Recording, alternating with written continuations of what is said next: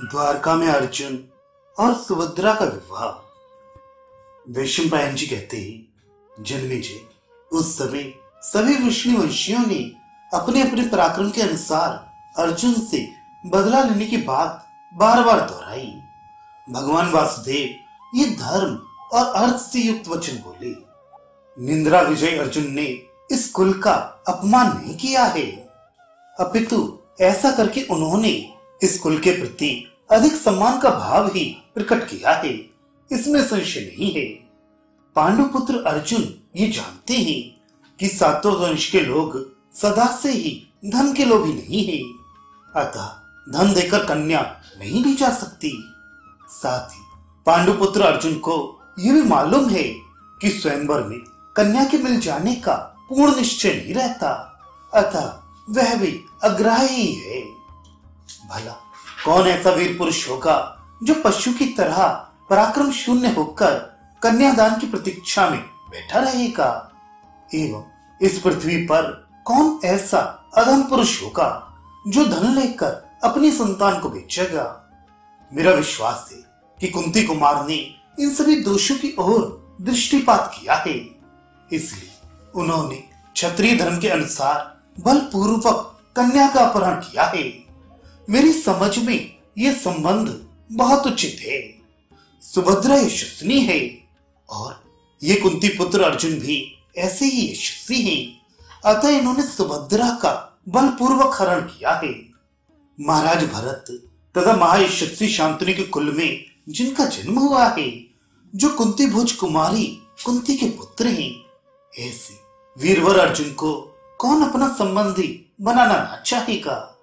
आर्य, इंद्रलोक एवं रुद्रलोक सहित संपूर्ण लोकों में भग देवता के नेत्रों का नाश करने वाले विकराल नेत्रों वाले भगवान रुद्र को छोड़कर दूसरे किसी को मैं ऐसा नहीं देखता जो संग्राम में बलपूर्वक पार्थ को परास्त कर सके। इस समय अर्जुन के पास मेरा सुप्रसिद्ध रथ है, मेरे ही अद्भुत घोड़े हैं और स्वयं अर्जुन शीघ्रता पूर्वक अस्त्र शस्त्र चलाने वाले योद्धा हैं। ऐसी दशा में अर्जुन की समानता कौन कर सकता है? आप लोग प्रसन्नता के साथ दौड़े जाइए और बड़ी सांत्वना से धनंजय को लौटा लाइए। मेरी तो यही परम सम्मति है। यदि अर्जुन आप लोगों को बलपूर्वक हराकर अपने नगर में चले गए, तब तो आप लोगों का सारा यश तत्काल ही नष्ट हो जाएगा और सांत्वना पूर्वक उन्हें ले आने में अपनी पराजय नहीं है। जन्मेजय, वासुदेव का ये वचन सुनकर यादवों ने वैसा ही किया। शक्तिशाली अर्जुन द्वारका में लौट आए। वहां उन्होंने सुभद्रा से विवाह किया और 1 साल से कुछ अधिक दिन तक वे वहां रहे।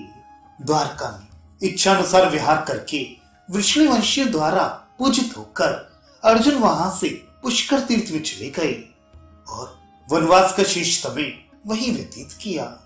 12वां वर्ष पूर्ण होने पर वे खांडवप्रस्थ में आए।